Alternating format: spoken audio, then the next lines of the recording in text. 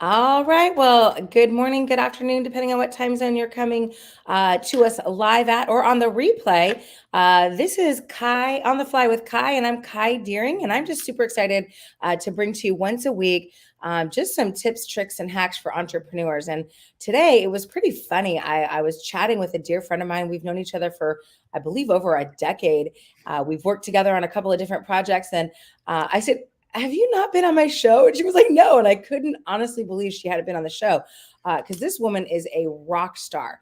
I mean, think about this. Not only is she, a Stanford MBA graduate, and a highfalutin, seriously, an amazing corporate career. She's actually mentored with John C. Maxwell personally. And now she's kind of reinvented herself. And I love the fact that she is just totally down to earth, tells it like it is, and uses her own experience to help people that really want to do better in their careers or make a pivot or need to just kind of battle those demons that all of us have on limiting beliefs. So not only is that going to be an amazing discussion, but my other favorite thing about her is she's a dear friend.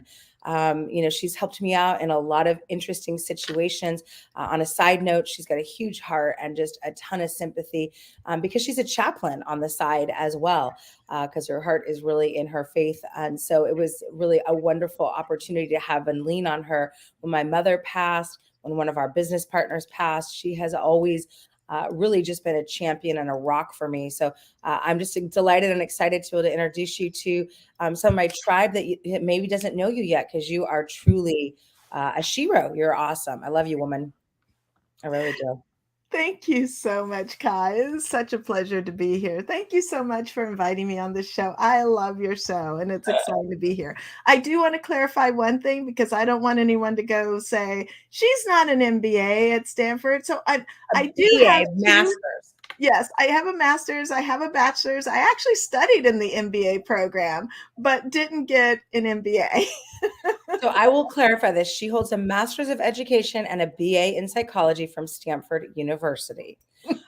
Perfect. I appreciate that too. I'm really a stickler on that too. Like, people will call me an author and I'll say, no, I'm actually a contributing author. I've never done my own book. Right. So I want to be really authentic and clear too, because the truth is good enough. Because Renee, you're a rock star. Thank But you. I do want to just ask you, because I love that you've had this amazing like corporate career, this incredible education. And people would say, man, you got it all. I mean, truly, you had it all, like in the sense of it all. But as we chatted about, it's like what makes people like us or you or whatever the entrepreneur is kind of restless, where it's like, is this all? And everyone else is like, you're just doing so great. And we're like, and this is it? Tell us about that, because it's just people don't understand that sometimes where that comes from. Well, you know what? I have to admit, I really did feel like I had it all in my corporate job. I thought it was absolutely the best thing ever because I took my entrepreneurial spirit and I actually created the environment that I wanted in my workplace. But during that time, near the end, I had an experience where I met someone, I married them, and they turned out to not be the right person for me to be married to. And in the process of getting that annulled, I actually had also found myself pregnant. And I lost a child at the end of the second trimester. And that messed me up like no one's business. And I wanted to die. And I needed to take some time off work to actually deal with the thoughts that were going into my head, to process my grief, to process everything I was going through. And so when I came back to work, I found out my supervisor was dealing with her own set of fears because she couldn't do my job. And suddenly everything in the corporate place changed. It changed how she responded to me. It changed what she allowed me to do. It changed the level of authority I had and the level of access. And that was the beginning of me realizing, you know what? It's time to make a new change. I appreciate you being transparent on that. And I know the audience, how many of you can relate to, having a tragedy and expecting, somebody to respond like a human in corporate, and they don't. And it's just a devastating wake up call that it isn't sometimes the safe haven that we thought it was, and it's time to do a change. Well, Yeah. I'm proud of you for changing, having that defining moment and doing something different. And I know you haven't had a job since 2008. So mega congratulations. Woo. Well, I can't say I totally haven't had a job. I have been going through in and outs because, one of the things that happens when you're trying to discover yourself is you fall back into your comfort zone. And so I fell back into my comfort zone in various ways, which created jobs, but only jobs where I could still create my own environment. Like I still so I started my own department in the corporate job. I went to a university. I started my own department there. Remember that. You're right.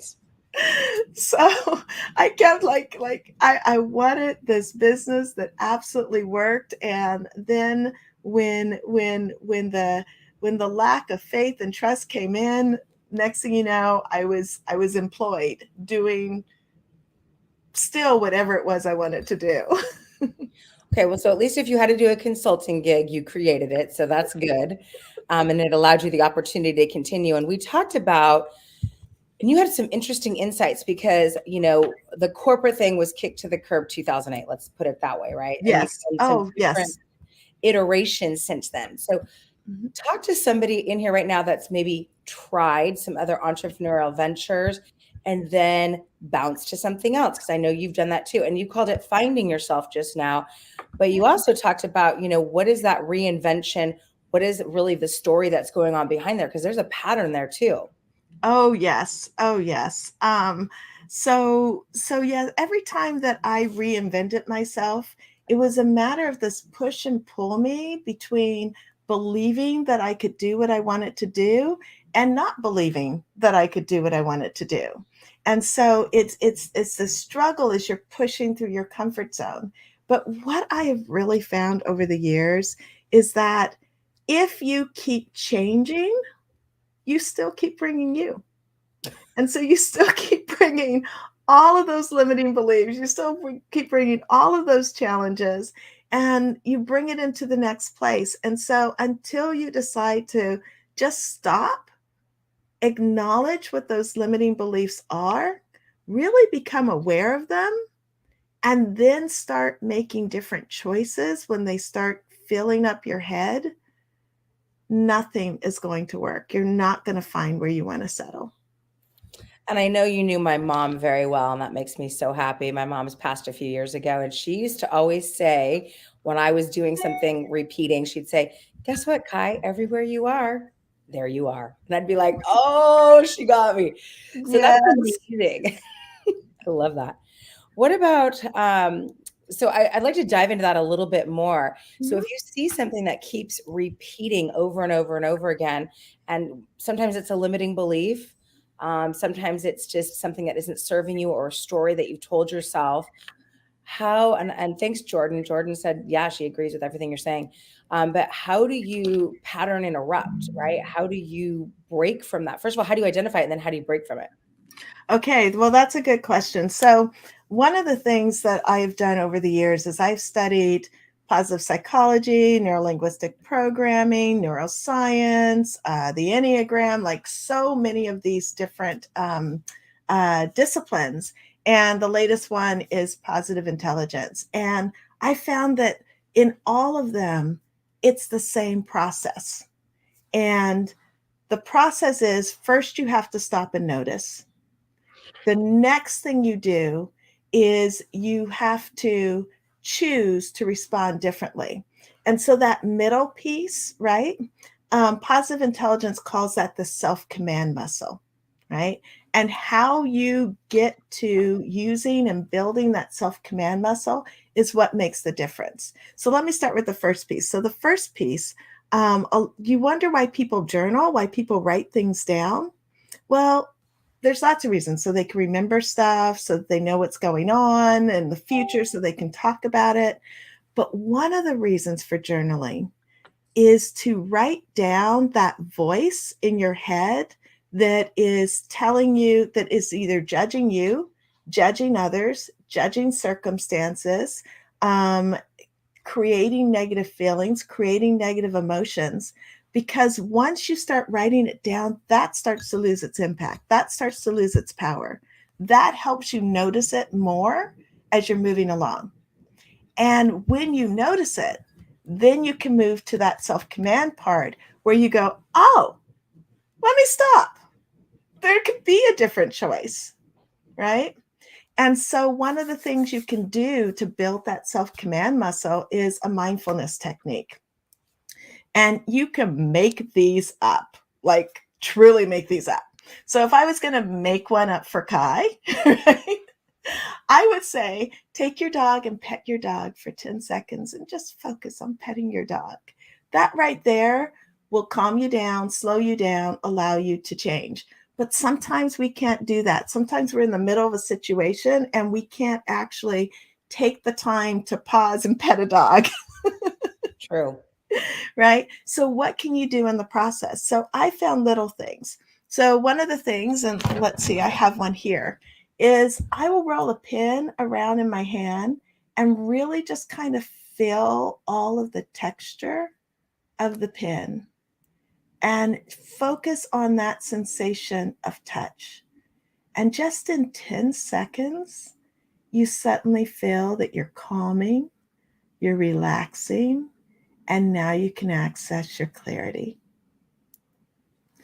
If you don't have a pin, something to do that, you can literally wiggle your toes, touch each toe to the floor, and pay attention to that. If someone's speaking to you and you want to be fully present, then listen to their voice and really listen to the tone and the depth of their voice, the pitch, how loud it goes, how quiet it goes.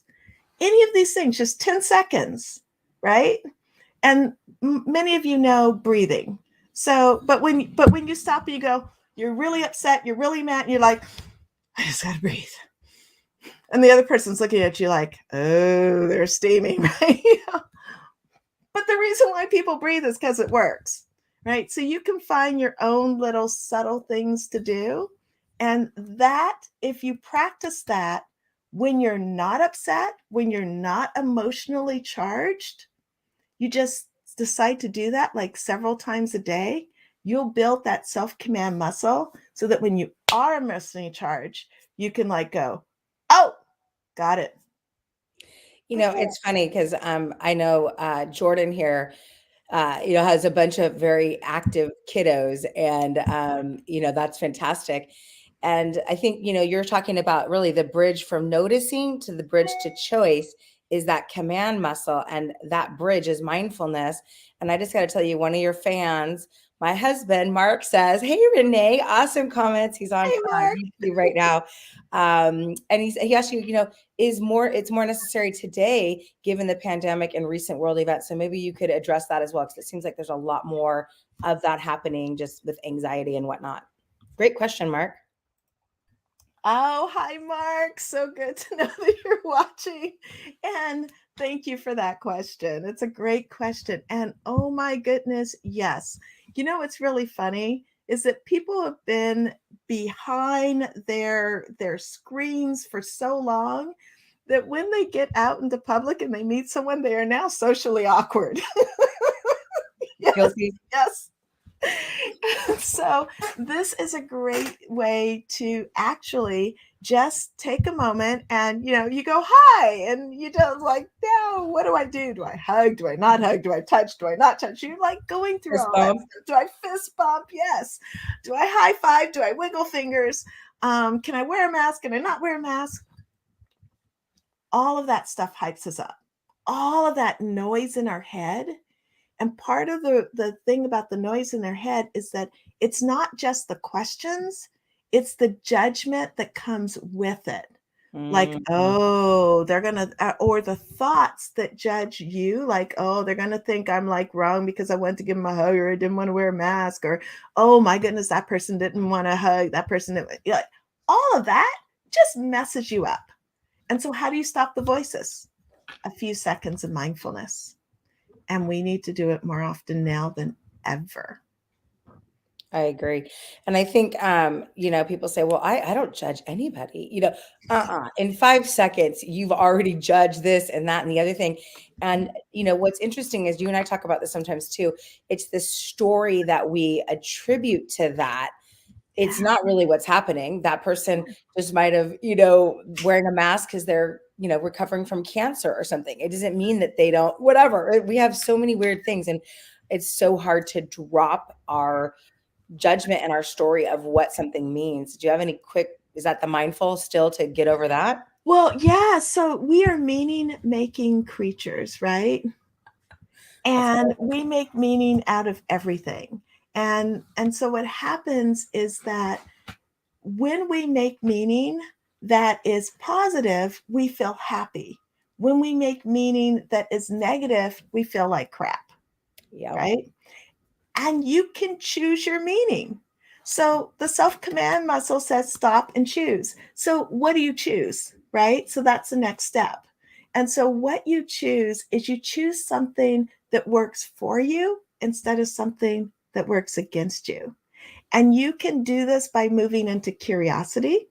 Like, Mm, I really wonder why that person said that. Maybe ask them, right? Like, how many times have we spun around in circles thinking someone thought something because we just didn't ask them, what did you mean? What were you thinking? Why did you say that?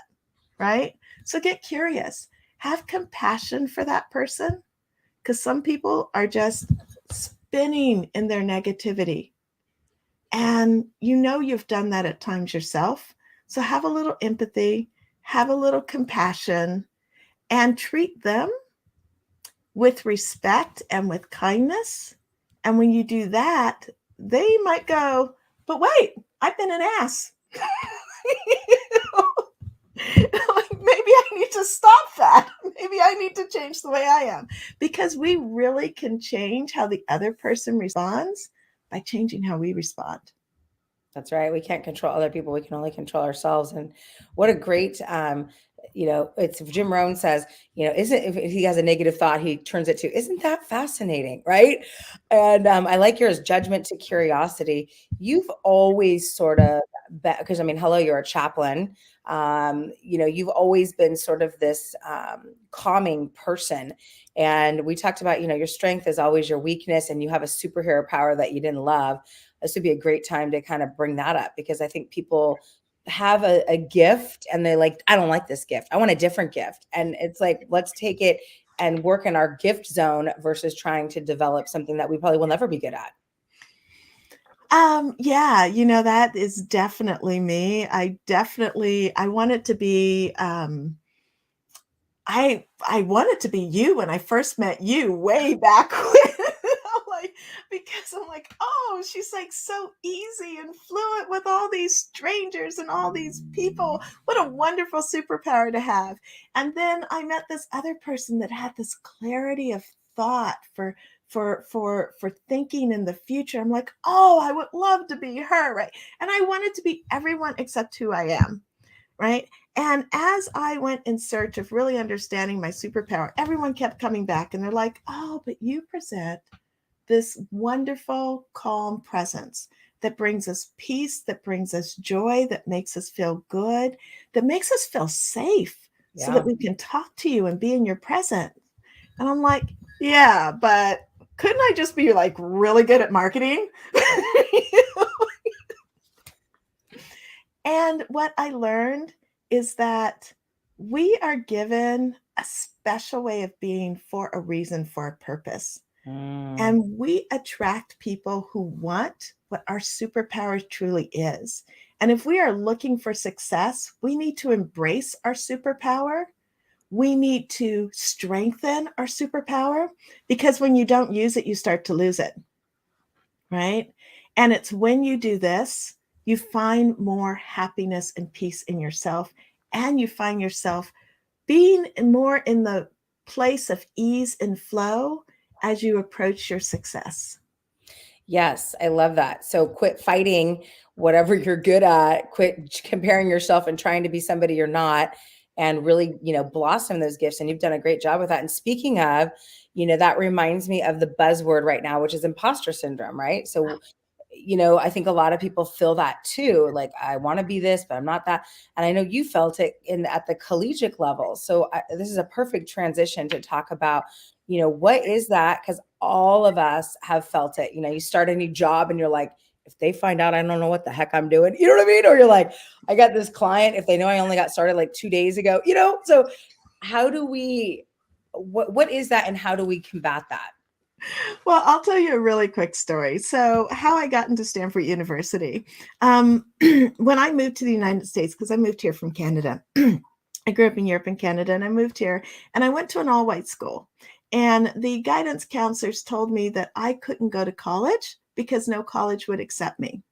And I was reading all the college applications, and I'm like, well, what about community college? And they're like, no, you can't even get into community college. They won't accept you either. And I was new to the country, and I'm reading this. I'm like, this is like, have the guidance counselors read what I'm reading?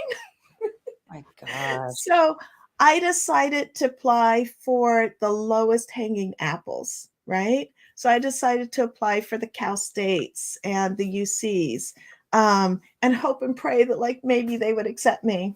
But I have I was visiting my cousin who was at Stanford Hospital working on some knee surgery. And he said, by the way, did you apply to Stanford? And I'm like, oh, no, not Stanford. And anyway, the deadline's today.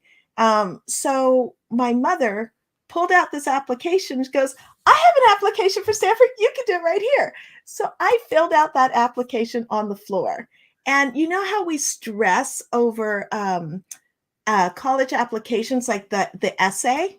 For I sure. just wrote a poem. I wrote a poem on the fly. That was on the fly with Renee, right? Just wrote a poem. And then my sister and I, we were racing each other up the stairs of the building that said it had admissions in it. And we got to this one door and we fell on the floor, rolling and laughing. And this woman looked at us and said, excuse me, what are you doing here? And my sister pulls out the application, goes, my sister wants to apply to Stanford University. Wow. That was an admissions counselor. She took my application, and kind of the rest is history.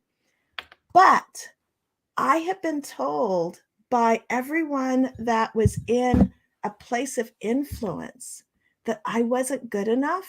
So when I went to Stanford, I was like, oh, they only let me in because they needed a Black person. Now, yes, I gotten national merit scholarships as well.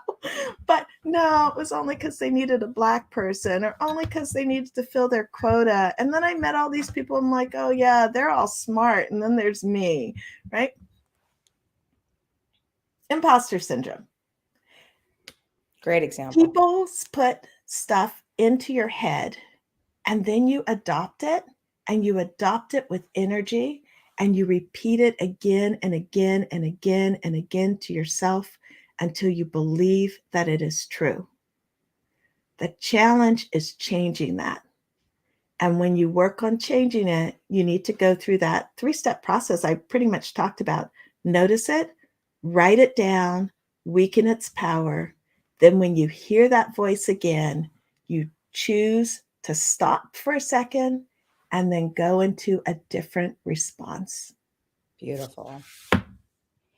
Beautiful. And that's such a great example. And I know my friends who are parents have it. They're like, or I was even telling you, we've got people in my profession that make multiple 6 figures or $1 million a year, and they've got it, like, am I worthy of all this cash? And so that leads me to another great question, because that would be a good opportunity to hire somebody like you as a coach.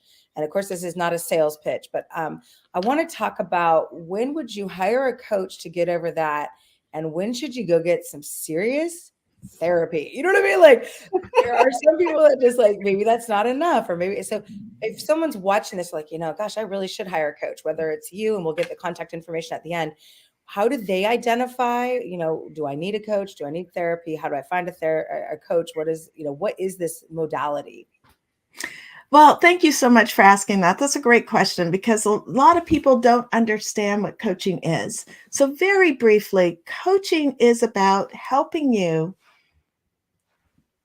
use the amazing person that you are, pulling out that amazing brilliance, through a conversation that is laden with questions that make you go deeper and helping you put together a plan to move forward.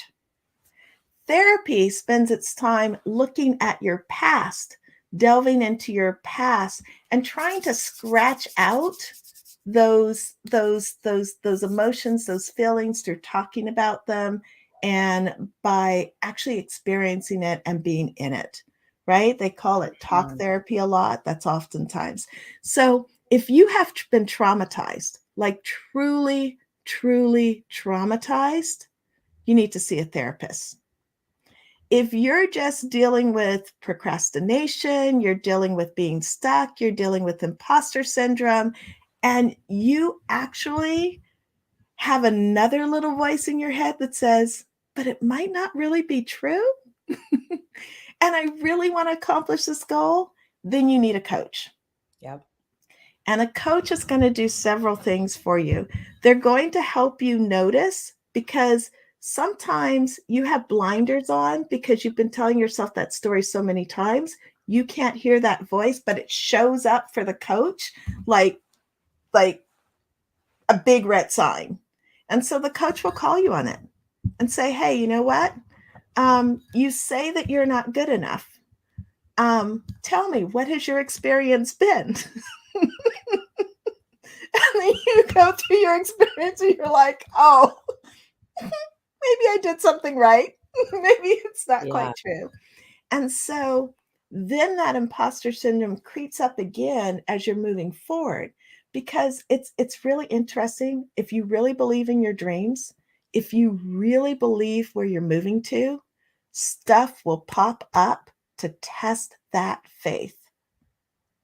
And that's where a coach is there to hold you accountable, to actually let you know that saboteur has popped up again, make sure that you recognize it, and then give you the tools to actually move forward. Yeah, I love it. That's I've not heard that articulated as well as you just did. So trauma, go to therapy. Stuck, hire a coach, right? Like that's oversimplified. I totally agree. And I know we only have a couple minutes. It always goes so fast. But I know obviously you're a huge lifelong learner like I am. And that's one of the things that we always have been kind of kindred about is we like to read, we like to study. Is there any favorite maybe podcast or book or anything that you are just like it changed your world? Like mine was The 1 Minute Millionaire by Mark Victor Hansen. Like that thing just rocked my world. I loved that book. Is there anything as a lifelong learner that you could share with folks that might, rock someone's world? What was your most influential? Was it Tony Robbins, going to his seminar? What was it? Well, Tony Robbins actually started me just like changing my world completely, because I found that there were tools that we could use to actually stop that negative thought and then move to a different response.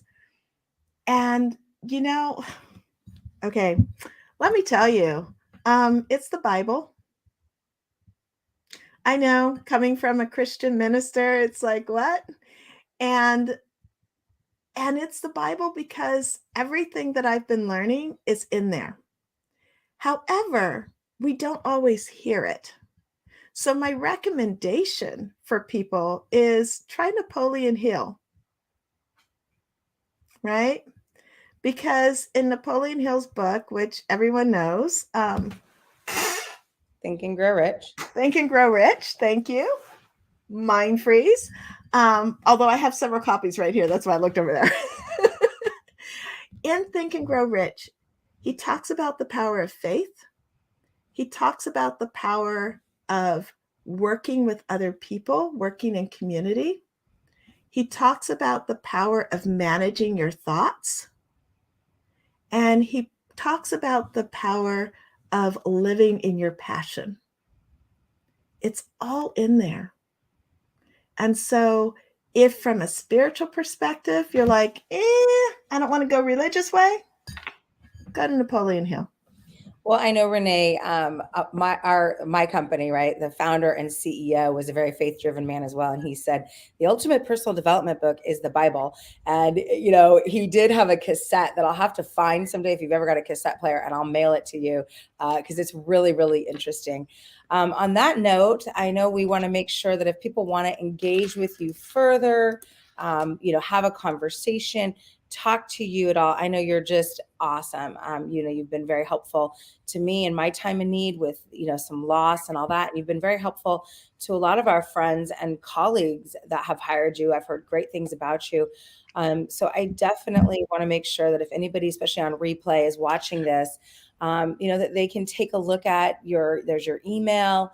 Is that your website, or is that your what's the talk one? So the Let's Talk, that's actually to my calendar. So if you want to schedule some time with me, you can schedule a 30-minute session and let's talk. Let's see how I can be of support to you.